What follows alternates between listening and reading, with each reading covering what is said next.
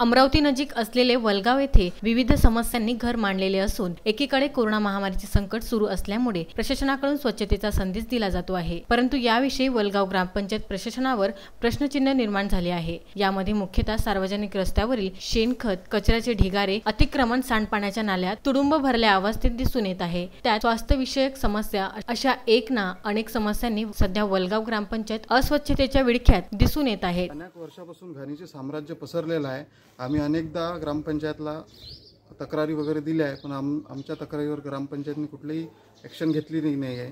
तरी आम्ही प्रशासनाला विनंती करतो की त्वरित आम्हाला न्याय द्यावा आणि घाणीचे साम्राज्य यातून दूर करा। त्यामुळे येथील नागरिकांच्या आरोग्याला धोका निर्माण झाला असून प्रशासनाकडून स्वच्छता अभियान मोहीम राबवण्याची मागणी होत आहे। आपण ग्रामपंचायत पातळीवर आणि कलेक्टरकडे देऊन चुकलो आहे, पण यावर कुठली आतापर्यंत उपाययोजना झालेली नाही आणि हे ढिगारे दिवसेंदिवस वाढत असल्यामुळे आणि जवळ शाळा असल्यामुळे याचा परिणाम विद्यार्थ्यांच्या तब्येतीवर होतो आहे आणि आता सध्या कोरोनाची संभाव्य परिस्थिती लक्षात घेता यावर काही ना काही उपाययोजना करणं गरजेचं आहे।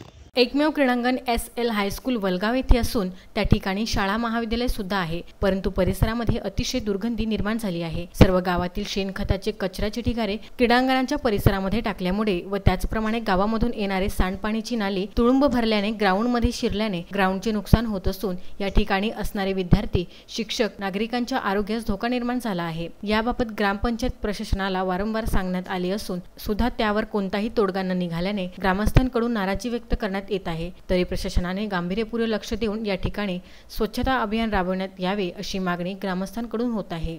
सचिन ढोके, विदर्भ न्यूज, रेवसा।